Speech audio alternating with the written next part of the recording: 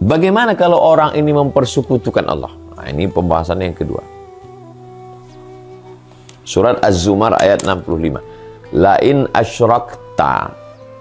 Lain asyrakta. Kalau kamu mempersekutukan Allah, kamu katakan Allah punya partner, Allah punya sekutu, Allah punya tandingan, Allah berbagi kekuasaan dengan yang lain, Allah punya koalisi, la yahbatanna amaluka, semua amalmu gugur, hancur, lebur. Wa qadimna ila ma amilu min amalin, semua amalnya kami datangkan. Ini sekolah yang kau bangun, ini beasiswa, ini panti asuhan, ini orang yang kau bantu, ini support ini. La yahbatanna amaluka, amalmu semuanya gugur, nggak bernilai di hadapan Allah Subhanahu wa taala. Makanya pokok pangkal yang pertama, dasar utama dalam Islam adalah tauhid, mengesahkan Allah. Karena kalau sudah tauhidnya rusak, apakah Abu Jahal, Abu Lahab itu tidak mengenal Allah? Nggak tahu tentang Allah? Tahu mereka tentang Allah. Mana dalilnya? Wala in sa'altahum man khalaqas samawati wal ardi. Kalau kamu tanya kepada mereka, siapa yang menciptakan? Man khalaqas samawati wal arda. Siapa yang menciptakan langit dan bumi? La yaqulunna Allah. Mereka akan menjawab Allah. Wala in sa'altahum man anzala minas sama'i ma'a. Siapa yang menurunkan air dari langit? La yaqulunna Allah. Mereka akan menjawab Allah. Wala in sa'altahum man khalaqahum. Kalau kamu tanya kepada mereka, siapa yang menciptakan kamu? La yaqulunna Allah. Mereka akan jawab Allah. Mereka tahu tentang Allah. Tapi di samping menyembah Allah, mereka menyembah Lata, Uzza, Manat, Hubal, Jibti, Taghut, Naham, kayu, batu. Semua mereka sembah. Ada pohon besar mereka sembah. Ada pedang mereka sembah. Lalu ketika mereka ditanya, kamu percaya sama Allah? Percaya. Yang menciptakan kamu siapa? Allah. Yang ngasih rezeki siapa? Allah. Yang menurunkan hujan siapa? Allah. Lalu kenapa kamu masih menyembah selain Allah? Innama na'buduhum liyuqarribuna ilallahi zulfa. Coba lihat. Kami sembah Lata, Uzza, Manat, Hubal, batu, berhala ini hanya sebagai perantara supaya mereka bisa mendekatkan kami ke Tuhan. Supaya kami melihat Tuhan dalam bentuk yang bisa divisualisasikan. Maka patung-patung inilah, berhala inilah yang kami sembah. Maka dalam Islam nggak boleh ada berhala, nggak boleh ada patung, nggak boleh ada keyakinan bahwa ada yang berkuasa selain Allah Subhanahu wa ta'ala. Kalau sampai kita melakukan itu, maka gugurlah semua ibadah. Salat, puasa, zakat, haji, umroh, zikir, puasa, infak, zakat, wakaf, sedekah, semuanya nggak ada nilainya di hadapan Allah Subhanahu wa taala. Makanya satu hari berapa kali kita memperbaharui tauhid kita itu, mentajdid, merefresh, menyegarkan lagi. Asyhadu an la ilaha illallah subuh, asyhadu an la ilaha illallah, asyhadu an la ilaha illallah iqamat, asyhadu an la ilaha illallah zuhur, 3 kali lagi asar, 3 kali lagi maghrib, 3 kali lagi isya, 3 kali lagi dalam salat. Asyhadu an la ilaha illallah. Anak kecil baru lahir, asyhadu an la ilaha illallah. Orang sakit mau meninggal dunia, ditalqinkan, bisikkan ke telinganya, laqinu mautakum la ilaha illallah. Dan zikir yang paling afdalu zikri la ilaha illallah, la ilaha illallah, la ilaha illallah. Didengar telinga, masuk ke otak, masuk ke hati, ke semuanya, la ilaha illallah. Ditutup dengan kalimatu haqqin, kalimat yang hak, yang benar. Alaiha nahya, dengan itu kami hidup. Wa alaiha namutu, dengan itu kami mati. Wa biha nub'atsu, dengan itu kami nanti akan dibangkitkan di padang mahsyar. Berikutnya pembahasan yang ketiga. Surat An-Nisa 48. Innallaha la yaghfiru ayyushraka bihi. Allah tidak mengampunkan dosa syirik. Wa yaghfiru ma duna dzalika liman yasha. Adapun selain dosa syirik diampunkan Allah. Ada orang minum khamar, diampunkan Allah. Ada orang berjudi, diampunkan Allah. Ada orang berzina, diampunkan Allah. Orang yang syirik tidak diampunkan Allah. Ini banyak yang muskil, problem memahami ayat ini. Ustadz, kalau saya pernah nyembah pohon kayu karena kejahilan kebodohan saya, ya. Lalu kemudian saya sekarang sudah hijrah, sudah taubat. Apakah Allah mengampunkan saya? Ya, Allah mengampunkan kamu. Tapi dalam surat An-Nisa 48, innallaha la yaghfiru ayyushraka bihi, Allah tidak mengampunkan dosa syirik. Katanya dosa syirik nggak terampuni, kenapa Allah mengampunkan saya? Maksudnya begini, nah, dengar baik-baik. Ada orang yang main judi, ya kan? Main judi. Lalu kemudian ketika dia main judi itu, kalah main judi. Main judi di kasino kalah. Karena melihat kalah, naik darah tingginya, mati dia. Maka dia tetap beriman, dia tetap orang mukmin. Dia mati, nanti di akhirat dia masuk neraka karena dosanya main judi. Tapi setelah dia bersih, dia masuk surga karena masih ada tauhidnya. Itu maknanya Allah mengampuni dosa selain syirik. Masuk neraka, cuci, bersih, habis itu dia masuk surga. Makanya kita selalu minta 7 kali, Allahumma ajirna minan nar, Allahumma ajirna minan nar, Allahumma ajirna minan nar, Allahumma ajirna minan nar, Allahumma ajirna minan nar, Allahumma ajirna minan nar, Allahumma ajirna minan nar. Selamatkan kami dari api neraka. Rabbana atina fid dunya hasanah wa fil akhirati hasanah. Selamatkan kami di dunia ini baik, di akhiratnya baik. Wa qina adzabannar, selamatkan kami dari api neraka. Karena semua orang beriman masuk surga.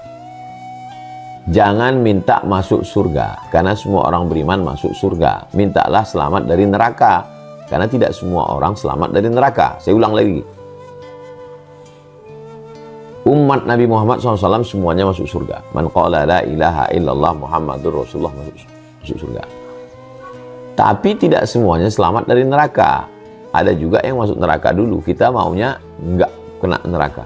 Kita maunya selamat dari neraka. Amin, amin, amin, amin ya rabbal alamin. Terus masuk surga. Jadi ada orang main judi, sedang main judi, kalah, darah tingginya kumat, mati dia. Maka dia masuk neraka. Tapi habis itu dia tetap masuk surga karena ada imannya. Adapun orang yang syirik, datang dia ke pohon kayu. Oh, pohon kayu,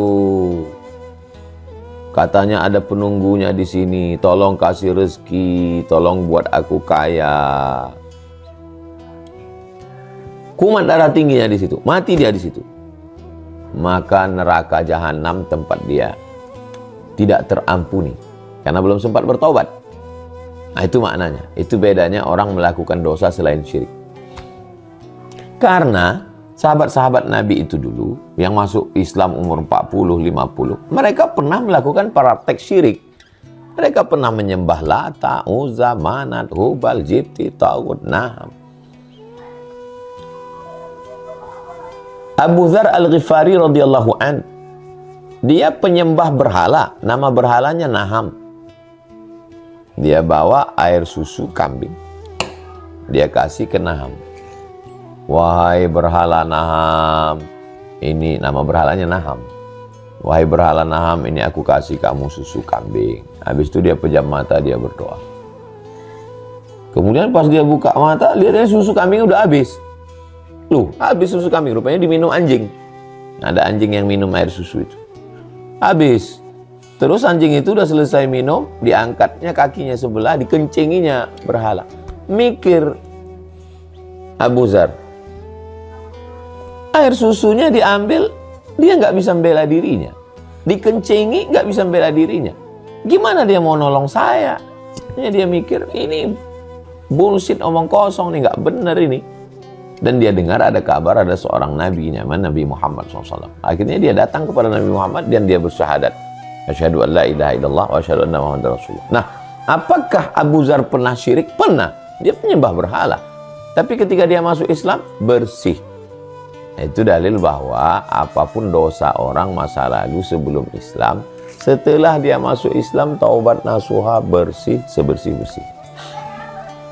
Jangan pakai keris, karena pakai keris itu syirik. Pernah nggak dengar ungkapan begitu? Jangan pakai keris, karena pakai keris itu syirik. Tolong Ustadz Ilham shootkan keris. Biar jamaah ini tahu Ustadz Somad punya keris. Itu keris. Itu baru yang dalam kaca. Masih ada lagi di belakang sana. Salah satunya adalah yang paling ujung depan yang di belakang gendang itu dari Ustadz Salim Afillah. Jadi kalau punya keris itu syirik, berarti saya musyrik. Perbuatannya syirik, orangnya musyrik. Berarti Ustadz Salim juga syirik, karena dia yang ngasih, dosanya paling besar Ustadz Salim. Kenapa orang yang punya keris dibilang syirik? Ustadz Somad juga punya keris, berarti syirik. Bukan begitu memahaminya. Ketika meyakini sesuatu itu bisa mendatangkan manfaat dan menolak mudarat. Kalau punya keris ini nanti rezekinya lancar. Kalau dipakai nanti tamu-tamu pada segan, pada hormat. Kalau makai ini nanti balak-balaknya, musibahnya jauh. Itu dia sudah memposisikan sebagai Tuhan. Kalau ditanya, kamu percaya sama Allah? Percaya. Terus kenapa pakai ini? Ya, ini ada khasiat-khasiatnya. Nah, ini saya mau mengasih pemahaman ke jamaah. Silakan punya keris, nggak apa-apa. Dia sebagai souvenir, sebagai hiasan, sebagai cenderamata, sebagai tradisi nenek moyang kita. Ada keris Jawa, ada keris Sumatera, ada keris Melayu, ada keris Minangkabau, ada keris Sulawesi, ada keris Banjar. Semua kita punya. Ada badik, ada golok, ada pedang. Tapi kita tidak meyakini bahwa dia memiliki khasiat mendatangkan manfaat dan menolak mudarat. Jangan pakai cincin. Dipakai cincin syirik. Saya pakai cincin. Kebetulan sekarang enggak pakai. Kadang saya pakai, kadang enggak. Saya pakai, suka saya batu-batu. Ada yang hitam, black diamond, Kalimantan, Martapura. Ada yang ruby merah, ada yang blue sapphire biru, ada yang zamrud hijau,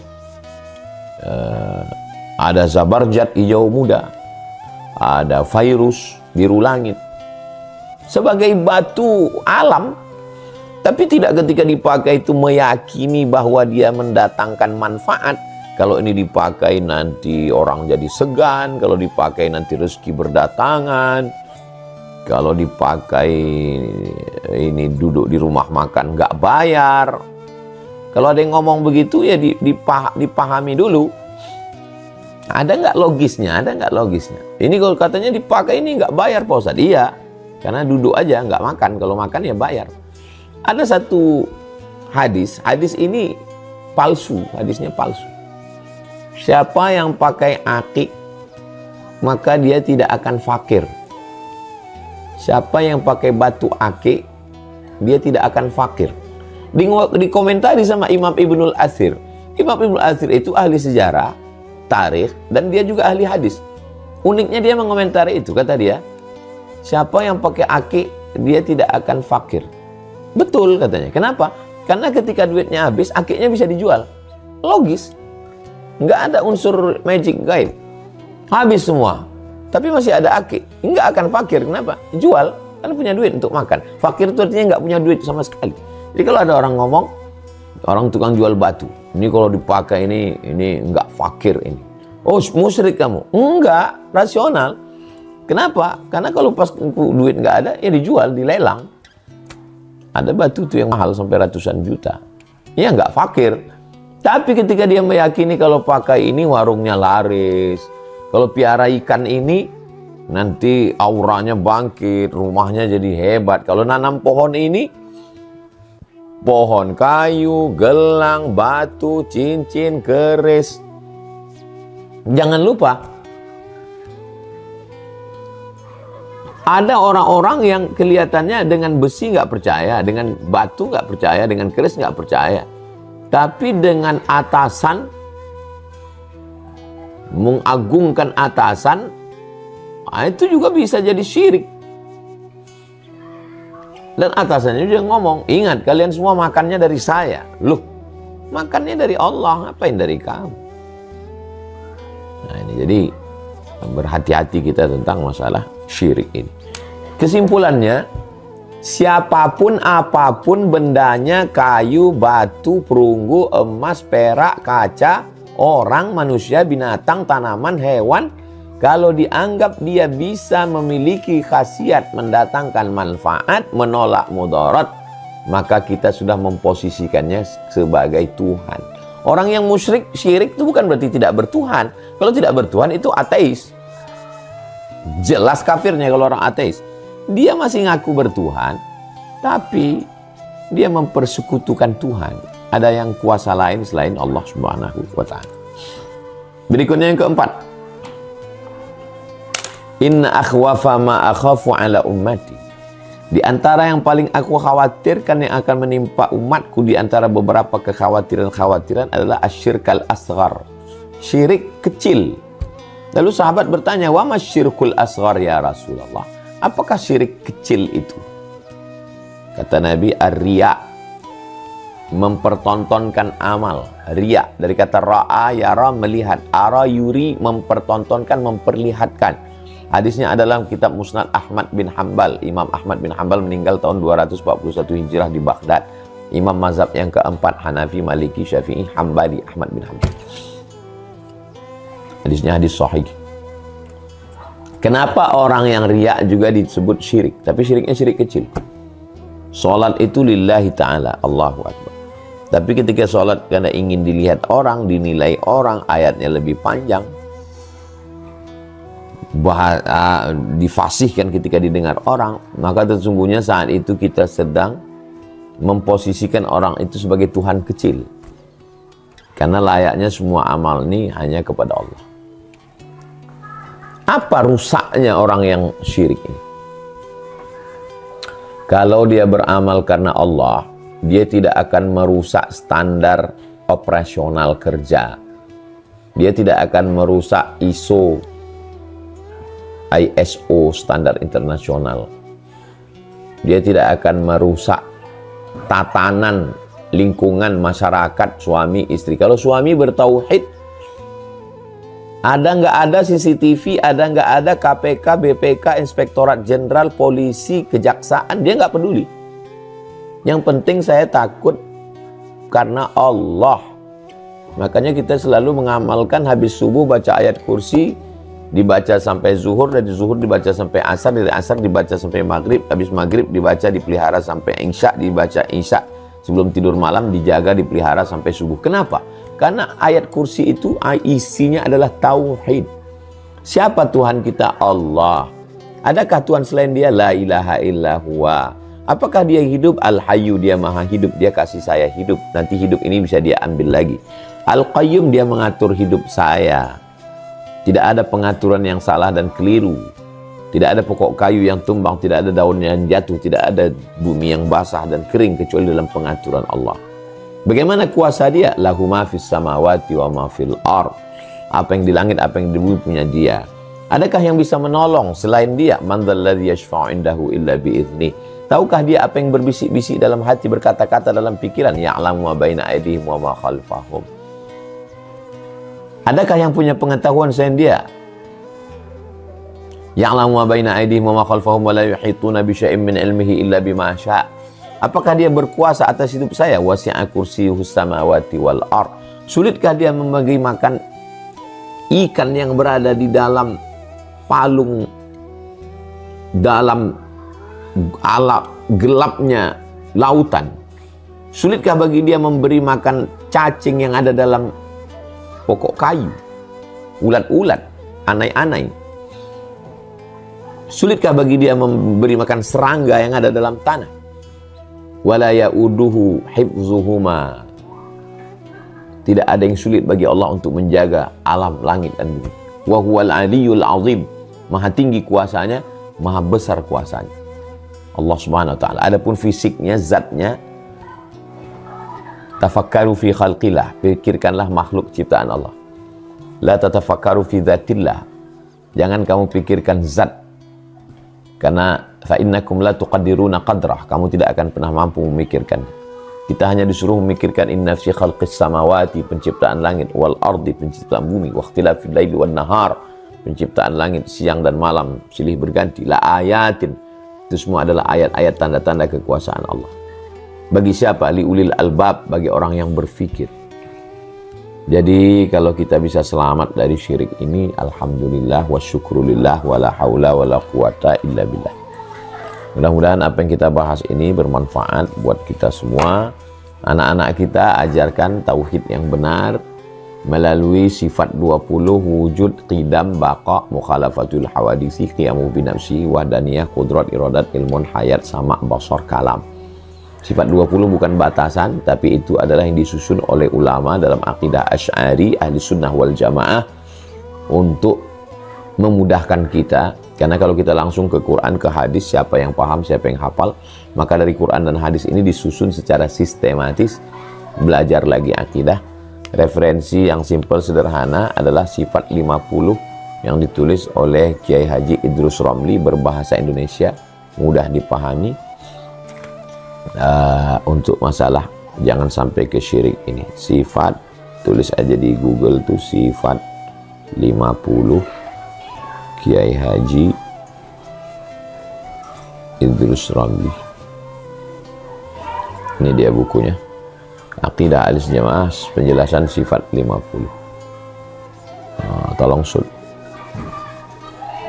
penjelasan Aqidah 50, cari di internet ya, Aqidah Ahlussunnah wal Jamaah, penjelasan sifat 50 Kiai Haji Idrus Romli.